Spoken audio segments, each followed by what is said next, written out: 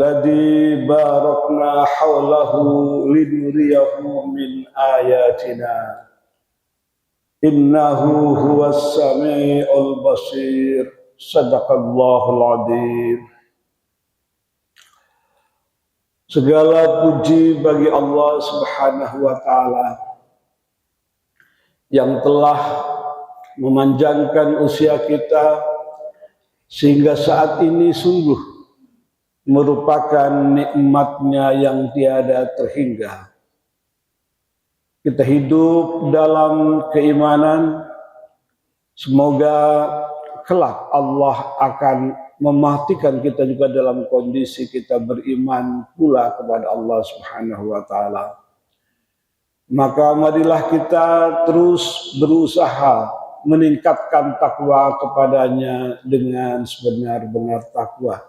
Seperti yang senantiasa diingatkan setiap kita mengikuti sholat Jumat yang didendangkan oleh imam. Napas yang masih berhembus, jantung yang masih berdetak, kaki yang masih bisa melangkah, tangan yang masih bisa bergerak, dan pikiran masih kita dengan tuntut menyebutkan sesuatu. Itu sebuah karunia yang luar biasa. Di sebagian sahabat-sahabat kita sudah tercerabut nikmat itu. Maka mari kita senantiasa untuk melipat gandakan syukur kita kepada Allah Subhanahu wa Ta'ala.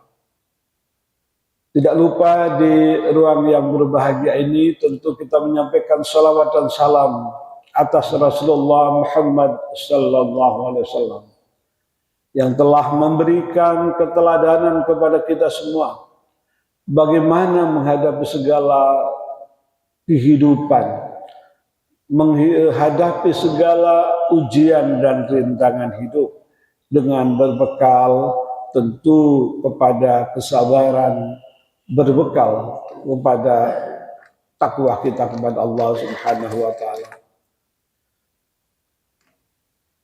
Pagi ini kita alhamdulillah tentu suasananya segar ini.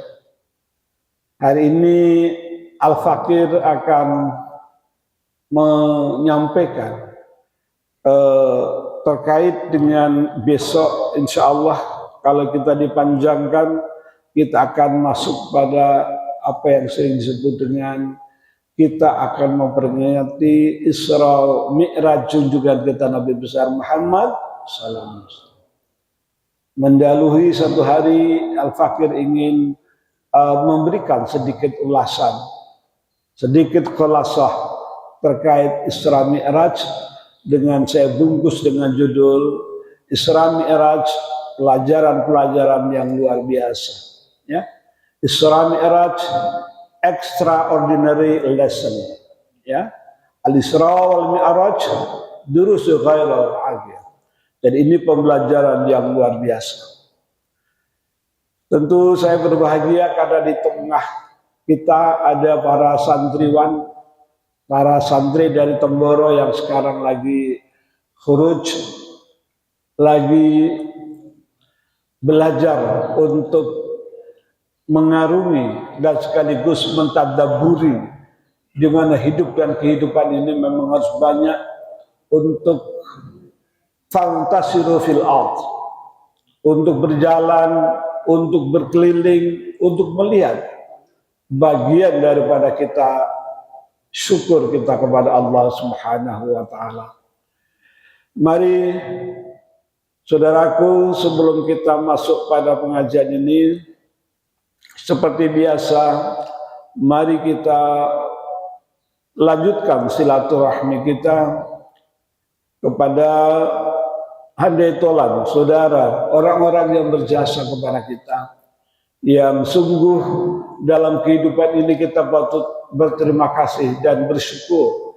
Mudah-mudahan orang-orang yang berjasa, terutama tentu kedua orang tua kita, guru-guru kita yang pernah memberikan bekal kepada kita, yang mengajarkan alif ba ta sa, yang mengajarkan arti hidup itu boleh tidak boleh sesuai dengan ajaran agama Islam, Mereka sungguh orang yang sangat berjasa. Untuk itu di tempat yang berbahagia ini, mari kita doakan mereka. Mari kita untuk mendoakan dengan surat Al-Fatihah. Ila khadrati ikhwanihi minal anbiya'i wal mursalin wal awliya'i wa syuhada'i was salihin was sahabat wa tabi'in ulama'il amilin mukhlisin jamil malaikatul mukarramin khususan hadaniyah al-Fatihah. A'udzu billahi minasy syaithanir rajim. Bismillahirrahmanirrahim. Alhamdulillahi rabbil alamin arrahmanir rahim maliki yaumiddin. Iyyaka na'budu wa iyyaka nasta'in. Ihdinas siratal mustaqim. Siratal ladzina an'amta 'alaihim ghairil maghdubi 'alaihim waladdallin. Amin. Mari kita sama-sama taklim kita mulai dengan membaca doa singkat ya. Bismillahirrahmanirrahim. Raditu billahi rabba wa bil islami dina wa bi Muhammadin nabiyya wa rasulah. Rabbi zidni ilma warzuqni fahma. Amin ya rabbal alamin.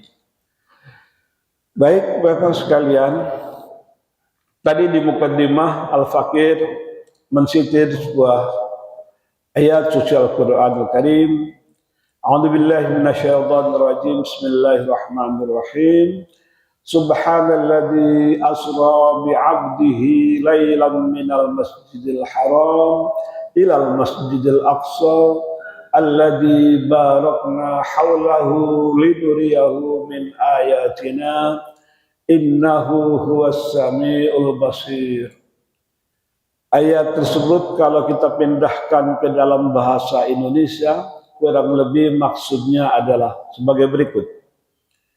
Maha suci Allah yang telah memperjalankan hambanya siapa? Muhammad pada malam hari dari Masjidil Haram ke Masjidil Aqsa yang telah kami berkahi sekelilingnya agar kami perlihatkan kepadanya sebagian tanda-tanda kebenaran kami. Sesungguhnya Dia Maha mendengar, Maha melihat. Baik, saudaraku, kalau saya buat diagram, kira-kira begini gambarnya. Isra wal Mi'raj ya. Rihlah Isra wal Mi'raj. Dari Makkah Al-Mukarramah ya. Dari saya simbolkan dengan Ka'bah ini menuju kepada Baitul Maqdis yang sekarang sampai hari ini menjadi ujian kita bagi umat Islam. Yang hari ini senantiasa kita panjatkan kunut nazilah untuk mendoakan pada pejuang-pejuang Palestina, pejuang-pejuang Gaza untuk melakukan upaya-upaya mengambil hak kita. Memang kalau dalam sejarahnya ini Baitul Maqdis ini adalah kota yang diperebutkan oleh 3 agama besar. Islam, Kristen, Yahudi. Dan ini sudah sepanjang sejarah. Tentu kita ada makna dan ada arti penting kenapa dalam konteks kita mempelajari, memperingati Isra dan Mi'raj. Jadi perjalanan yang sangat jauh dan sulit untuk digambarkan dengan akal. Namun bisa Rasulullah tempuh dengan tempo waktu yang singkat. Ingat zaman Rasulullah belum ada internet, belum ada anak sekarang itu apa yang disebut dengan wifi atau yang lain. Sehingga menggambarkan di tempat lain sangat sulit. Al-Fakir saja ketika masih sekolah SMA barangkali membayangkan kita dalam waktu yang sama bisa berkomunikasi dengan saudara-saudara kita yang ada di Amerika, ada yang di Saudi Arabia, hampir-hampir tak bisa melogikakan. Saat itu yang ada hanya telepon, itu juga teleponnya yang pakai engkel, ya. Pak Bin dulu waktu saya di kampung di Losari gitu ya, mau ngobrol sama orang di Kabupaten Cirebon saja itu harus melalui kecamatan dulu engkelnya. Dari kecamatan baru nanti di kantor telegraf, baru nanti dihubungkan. Bagaimana kalau keluar negeri? Susah lagi, lama itu. Pakai surat. Jangan kayak anak zaman sekarang. Anak zaman sekarang menghubungkan orang lain, katakanlah dari Cirebon ke Jakarta, tidak ada masalah. Dari Cirebon ke Mekah, tidak ada masalah. Karena apa? Melalui teknologi apa yang disebut dengan WhatsApp misalnya. Apa yang disebut dengan banyak sekali. Itu sulit dilogikakan. Akal tidak bisa menerima kenyataan itu jika tidak dilandasi dengan keimanan yang matang. Maka ada peristiwa yang menarik.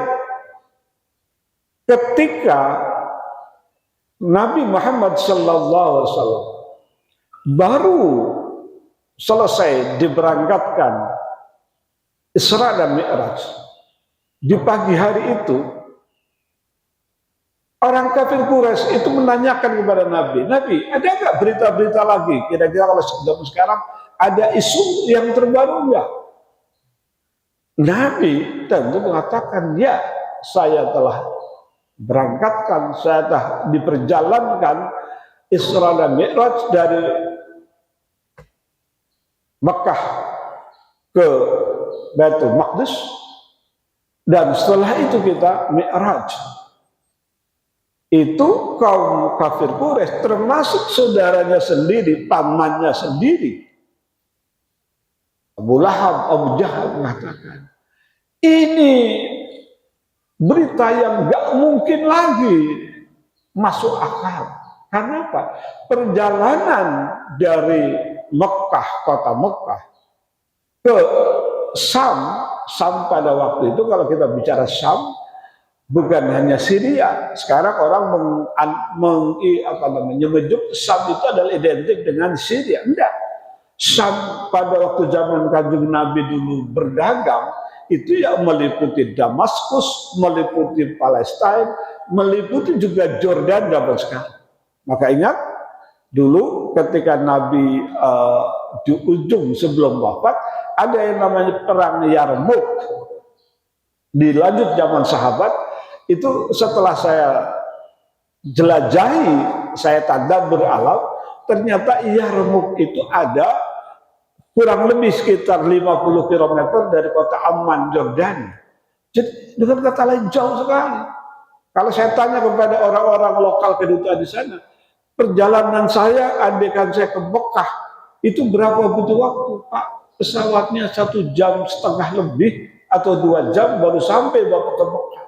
Jadi bayangkan kira-kira naik onta waktu itu jauh nggak Pak? Jauh. Nah ini tadi perjalanan dari kota Mekah ke yang sekarang sedang diperebutkan di daerah Baitul Maqdis itu dalam waktu yang nggak mungkin kata orang itu. Maka tadi akal tidak bisa menerima kenyataan dan jika tidak dilandasi dengan keimanan yang matang. Tetapi ketika pertanyaan itu diarahkan kepada Sayyidina Abu Bakar As-Siddiq, lebih dari itu saya percaya. Itulah kenapa Sayyidina Abu Bakar atau sahabat Abu Bakar disebut dengan Siddiq, orang yang terpercaya. Lebih dari itu saya percaya. Oke. Saya menggunakan agak gelap ya di situ ya. What is Mi'raj an-Nabi? Ya, ini saya kutip dari jurnal internasional Islam ya. Ini digambarkan. Jadi kalau kita bicara tentang Isra dan Mi'raj ya, kalau kita telusur tahun sekarang saya cocokkan dengan kalender kita. Jika kita urut terhadap tahun Masehi sekarang, tahun 2020 berapa sekarang? 2025.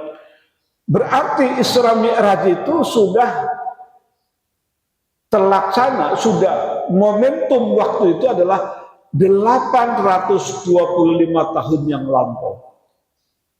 825 tahun ya. Kira-kira di Indonesia sudah ada kerajaan apa? Nah, saya kalau belajar agama saya tak konek-konekkan sehingga nanti di kita masih zaman jahiliyah itu. Masih zaman animisme, dinamisme. Adakah sudah berubah di tahun 825 tahun yang lalu kita telusur, masih awal-awal Buddha datang ke sini, gitu ya. Jadi peristiwa Isra Mi'raj adalah perjalanan spiritual Nabi Muhammad SAW dari Masjidil Haram ke Masjidil Aqsa yang sangat dramatik dan fantastik. Kenapa? Dramatik fantastik. Orang ketika memulai berbicara tentang Isra Mi'raj, Nabi sebelumnya dibedah. Itu saja sudah perdebatan luar biasa. Bedahnya pakai apa?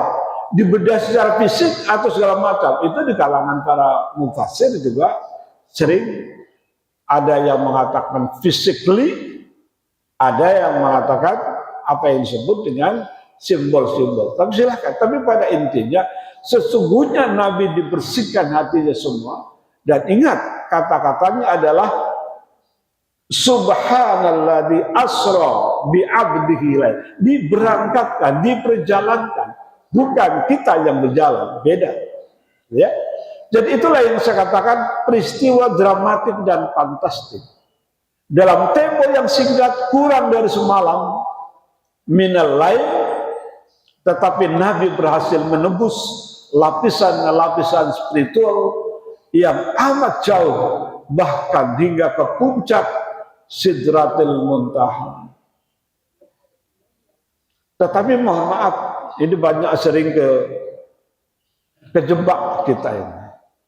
Dan nanti bisa berbenturan dengan tauhid kita ketika kita seolah-olah kalau begitu Allah singgah sananya di tempat itu. Padahal kita dalam mempelajari tauhid, Allah itu adalah qadir, Allah itu awal, Allah adalah akhir, Allah tidak bertempat, Allah tidak membentuk, gitu ya. Dan jangan bayangkan Allah Tuhan kita seperti layaknya makhluk. Itu tidak boleh. Kita tidak boleh mensyarikatkan atau mensyirikkan tentang keberadaan Dia.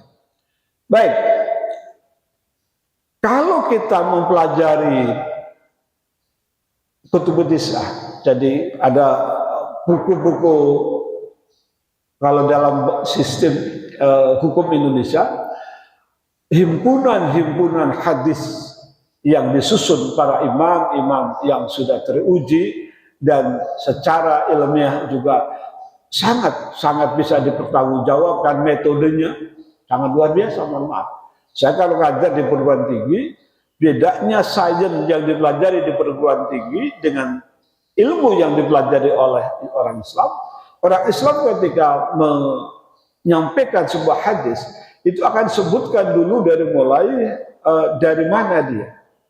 Dari sahabat Nabi, dari Nabi didengar oleh sahabat siapa ditularkan kepada tabi'in siapa, dan seterusnya sampai dengan guru. Maka ada istilah dalam tradisi tentunya Ahlus Sunnah wal Jamaah, kita berguru itu harus punya sanad untuk menjelaskan bahwa ilmu kita nggak ujuk-ujuk.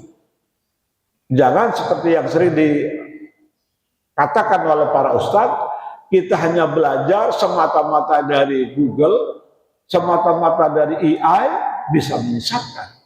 AI itu adalah mesin cerdas, Pak. Jadi Bapak kalau hanya hafal, komputer lebih hafal daripada kita. Bapak kalau mengingat sesuatu, mungkin Bapak lupa, komputer bisa ingat. Lebih cepat lagi. Tetapi ketika bicara tentang perasaan, bicara tentang akidah, dia nggak punya akidah. Nggak punya dia akidah. Oke. Jadi Bapak dan Ibu sekalian, peristiwa Isra dan Mi'raj ini sangat luar biasa dan spektakuler saat itu bagi rakyat itu. Oke, kalau kita lebut makna literal malam itu lawan dari siang. Atau mazaz, gelap, kegelapan, kesunyian, keheningan, kesahduan. Nah,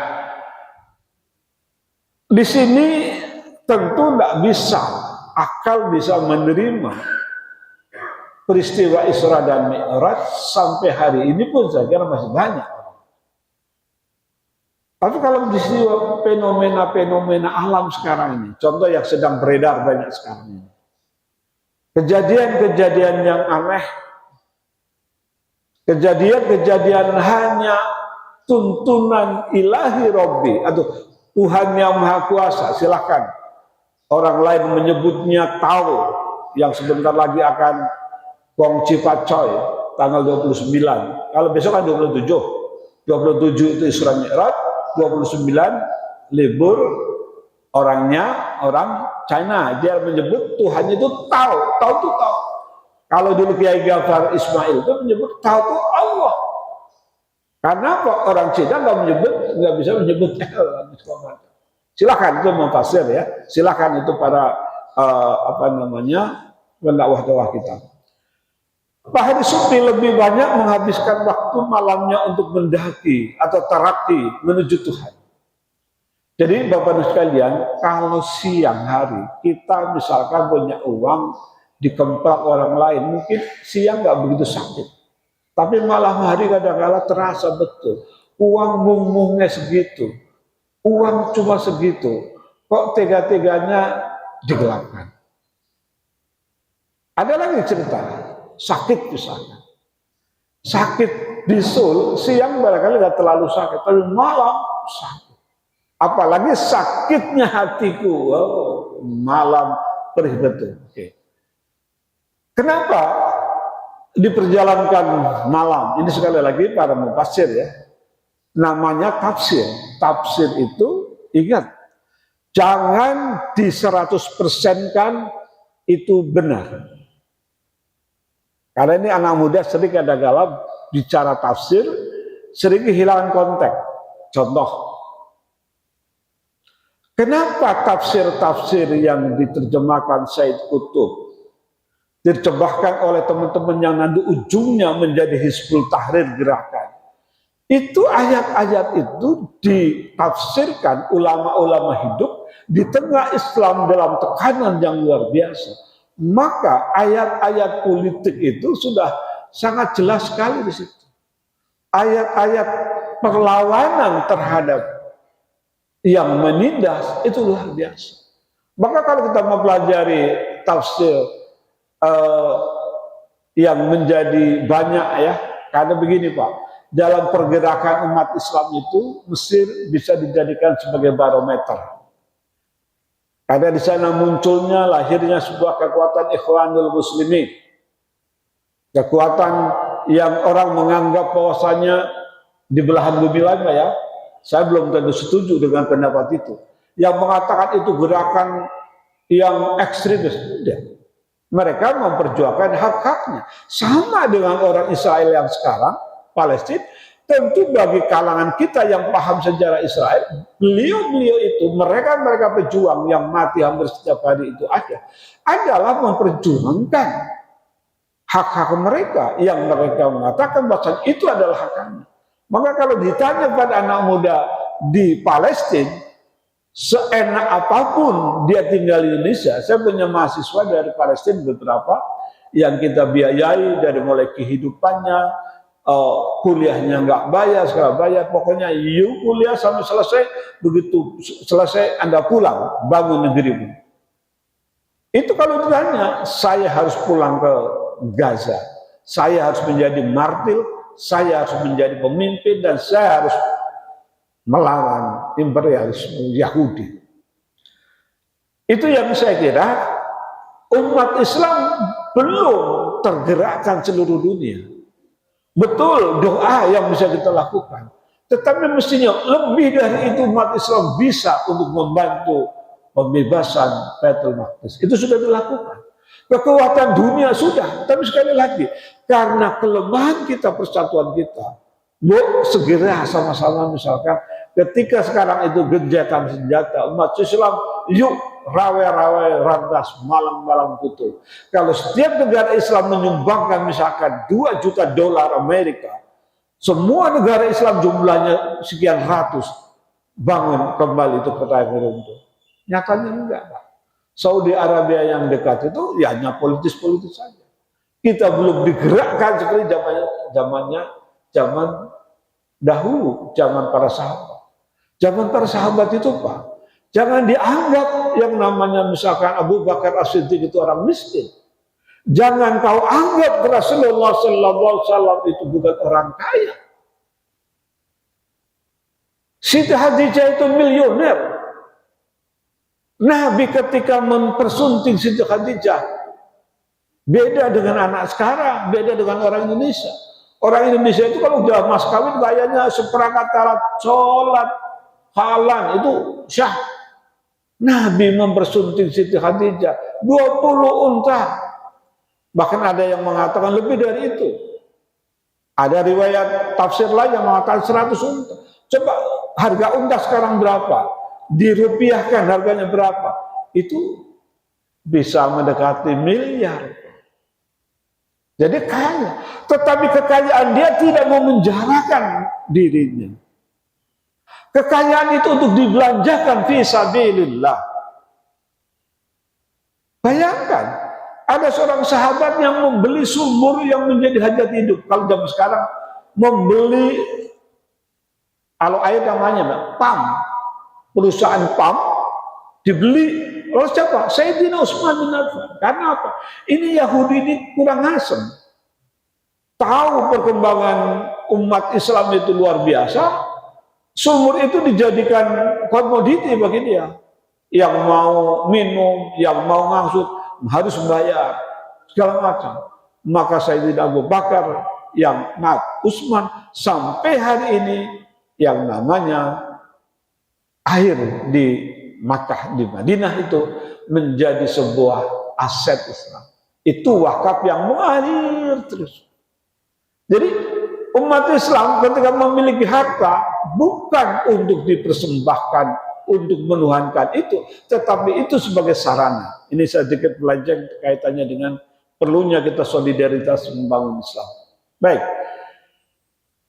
Perhatikan ungkapan Imam Syafi'i, man talabal ilmu. Jadi barang siapa yang mendambakan martabat utama, banyaklah berjaga di waktu malam, bukan sekedar berjaga. Jadi bagaimana strateginya, Wak? Ini yang agak sulit kita terapkan. Bagaimana kita supaya menjadikan malam-malam itu indah. Bagaimana kita menjadikan malam-malam 2/3 malam itu menjadi malam kita mendekatkan. Sesungguhnya bisa, Pak. Kalau rumusnya, Bapak begitu isya selesai, sekedar barangkali kita ngobrol sama keluarga, jam 9 teng kita tidur. Itu insya Allah jam 2:30 otomatis pasti bangun. Kalau saya ini di usia 66 tahun ini, kalau tidurnya habis isya, itu mesti jam 2 ini sudah bangun. Bahkan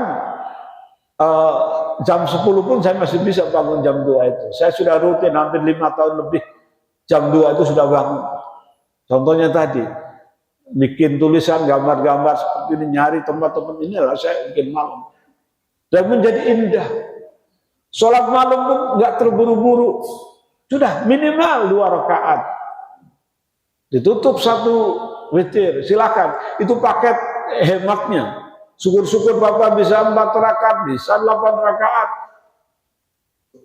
Tutup nanti dengan sholat witirnya, lakukan. Karena itu nanti akan menjadi ibadah yang sangat luar biasa bagi kita. Baik. Jadi arti lailah ya dalam ayat pertama surat Al-Isra di atas menunjukkan makna anagogis. Apa itu? Yang lebih menekankan aspek kekuatan spiritual malam atau the power of night. Kekuatan emosional spiritual malam hari yang dialami Rasulullah dipicu oleh suasana yang sedih. Kita ingat, sebelum Isra dan Mi'raj, beliau ditinggalkan oleh istri tercinta Khadijah bin Walid, dan sekaligus pelindungnya yang telah lama pergi untuk selamanya, siapa? Paman beliau. Karena apa? Ada peristiwa sebelumnya, Pak. Bayangkan. Peristiwa sebelumnya apa? Nabi di usia yang bukan lagi muda, tapi sudah remaja lepas ya, artinya sudah umur 30-an. Itu, mohon maaf, tai kotoran unta itu ditaruh di kepala Rasulullah, diupek-upek.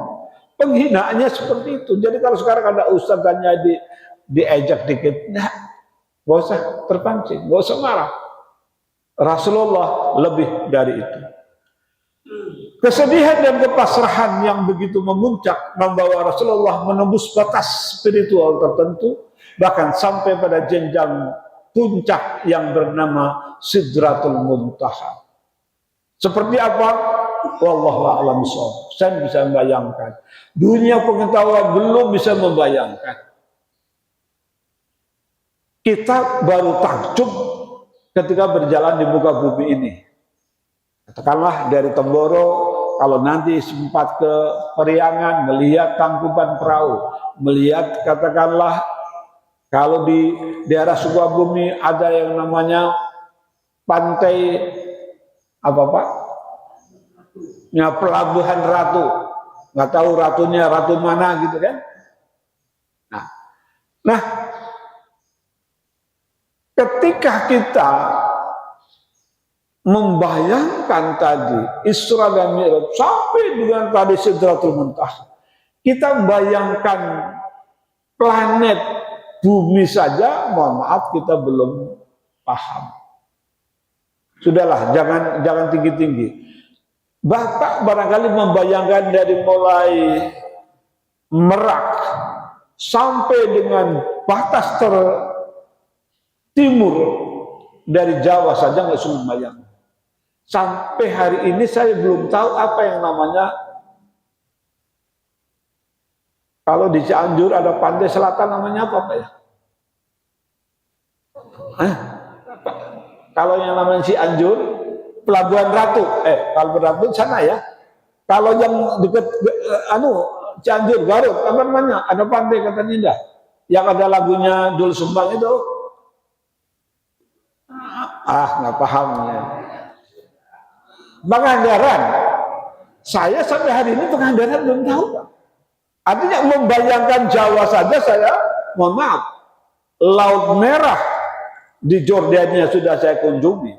Laut Mati, perbatasan Israel dengan Aman, Jordania, saya sudah kunjungi, tapi Pangandaran saya nggak tahu. Ngertinya cuma Pulau Jawa, karena apa? Saya tinggal di Losari, depannya pantai. Jadi, membayangkan di Jawa aja sulit. Bagaimana kalau bayangkan Indonesia? IKN misalkan.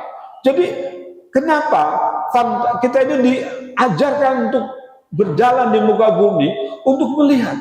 Zaman dulu sahabat sudah memberi contoh. Sahabat itu menuntut ilmunya jarang di kotanya sendiri. Imam Syafi'i dititipkan oleh ibunya yang janda, sambil ini titip uangnya, ini titip segala macam. Orang tua dengan kata lain, saya pasrahkan, saya titip anak saya supaya nanti jadi orang besar. Uangnya langsung dipercaya. Dan seterusnya, para imam-imam itu dulu rutenya begitu. Jadi dengan kata lain, persis yang dikatakan oleh Imam Syafi'i, Safir Tajid Iwab dan Amman. Jadi merantaulah, kalian merantau. Kalau kamu hanya di tempatmu, tidak akan jadi orang. Maka itu saya berlakukan Pak SOP di rumah saya. Anak-anak tidak boleh sekolah di sini. Biarpun bapakmu rektor, jangan kuliah di tempat bapakmu. Karena apa? Nanti manja. Sama anak-anak bapak sekalian. Perempuan, kamu harus bisa nyuci, kamu harus bisa nyetrika, kamu harus segala macam. Sekolah di tempat lain. Kalau sama bapaknya, sama ibunya, bapak ibunya manja betul. Apalagi engkongnya. Pak Bim kalau ditambah sama cucunya, sama anaknya dilarang, sama cucunya boleh. Cucu-cucu saya itu kalau mau berlindung main game, itu dia ke Abah, karena kalau sudah ke Abah aman dia. Sayangnya kakek terhadap cucu kadang-kadang luar biasa. Itu kalau kita lihat ceritanya dulu, cucu Nabi siapa Pak? Hasan ya? Itu kalau Nabi sholat itu ngelimbungin di kepalanya, artinya itu realitas kasih sayang secara purba manusia itu begitu. Baik, lanjut. Kehebatan malam juga digambarkan oleh Allah di dalam Al-Quran, dan pada sebagian malam hari salat tahajudlah kalian sebagai suatu ibadah tambahan yang bagi kalian. Mudah-mudahan Tuhan kalian mengangkat kalian ke tempat yang terpuji. Wa minal lail fatahajjat bihi nafilatan lak. Asa ayyab'atsaka rabbuka maqaman mahmuda. Seolah-olah jarak spiritual antara hamba dengan Tuhan lebih pendek di malam hari. Ini mengingatkan kita bahwa hampir semua prestasi puncak spiritual terjadi di malam hari. Maka bangunlah di malam hari. Burung pit-pit berbunyi, burung bang-bang kuk terus. Kita kadang-kala asik ngorok. Kita asik kadang-kala terlena, lupa. Maka sekali lagi hari ini kita memperingati tentang perjalanan Isra dan Mi'raj, dan tentu menjadi momentum keimanan, menguji kekuatan imanan kita. Di malam hari ini memang menampakkan kegelapan, tapi bukankah kegelapan malam itu menjanjikan sebuah keheningan dan kesenduan, kepasrahan, kesahduan, kerinduan, ketenangan, dan kekhusyuan. Suasana batin seperti ini amat sulit diwujudkan di siang hari. Maka ibadah yang memiliki kualitas tinggi ya malam. Kalau siang itu biasa, tapi malam luar biasa. Jadi Bapak Ibu sekalian, tentu dalam waktu yang terbatas ini kami tidak bisa menyampaikan secara utuh semua. Tapi apa intinya ketika kita mempelajari Isra dan Mi'raj? Oleh-oleh yang paling monumental adalah kita di situ diajarkan untuk melaksanakan sholat. Bahwasanya terjadi dialog, terjadi sebuah percakapan yang luar biasa. Ya, kalau dalam pengajian-pengajian yang membutuhkan waktu itu, bagaimana di langit pertama ketemu dengan siapa, di mana di langit kedua, terus sampai dengan langit ketujuh. Tapi intinya di situ Nabi menjadi pemimpin dari para nabi dan para rasul. Nabi mengimami sholat. Para mufassir berdebat, fisiklikah, rohanikah? Itu sekali lagi wilayah itu ada perdebatannya. Dan kita tidak boleh menutup pandangan-pandangan seperti itu. Tapi intinya itu adalah sebuah pertanda bahwa Nabi akhir zaman Nabi Muhammad SAW sesungguhnya adalah pemimpin para nabi. Islam adalah bagikan sebuah bangunan, dan bangunan itu yang terakhir itu apa? Misalkan genteng, itulah Islam, dan keberadaannya adalah melengkapi dari semua agama. Sekali lagi, oleh-oleh yang paling utama adalah kita sholat. Ketika Nabi Musa mengajarkan proses tawar-menawar, itu kalau dalam pengajian di desa itu panjang lebar diceritakan. Tapi intinya adalah ketika harus 50 waktu, akhirnya pada proses menjadi 5 waktu. Tapi intinya apa? Di tempat yang terbatas itu, tolong Bapak sudah menjadi PR Bapak-Bapak ya, mulai nanti siang pelajari bagaimana filosofi dari tahiyat. At-tahiyatul mubarakatus salawatu. Itu suatu pernyataan dari Allah yang luar biasa. Tahiyat, penghormatan, pembesaran kepada Nabi Muhammad. Nabi saja, Allah saja membesarkan nama Rasulullah, mengagungkan nama Rasulullah. Itu nanti akan menjadi kajian, tapi intinya adalah sholat mari menjadi yang tidak boleh kita tinggalkan. Karena apa? Awwalu ma yuhasabu, jadi awal pertama yang akan dihisab, ditanyakan ketika yaumul qiyamah min amali sholat.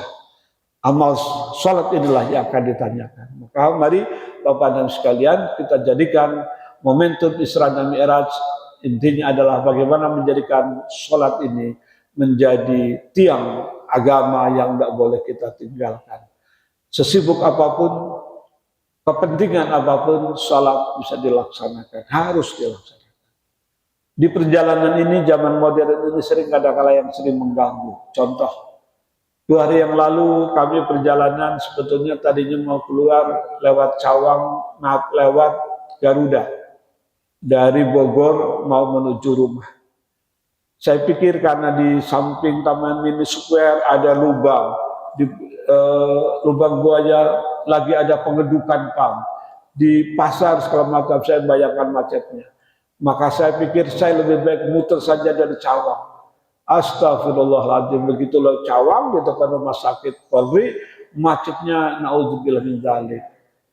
Di situ sudah tengah 6, harapan saya sampai di Asatiyah itu maghrib, sampai Asatiyah Isya. Kalau begitu sholatnya di mana? Ya kan? Ya sudah, Bapak dan Ibu gunakan pintu darurat. Apa itu? Ya. Dan jangan sampai atas nama apapun kewajiban sholat itu ditinggalkan. Karena sekali lagi tadi apa yang kami sampaikan, bahwasanya inna awwala ma yuhasabu bil 'abd yaumil qiyamah min amali shalah. Jadi amal sholat itulah yang akan menjadi amal kita yang akan diperhitungkan. Demikian Bapak dan sekalian, tentu belum bisa menjaga semua, sebenarnya bahan itu saya siapkan banyak sekali.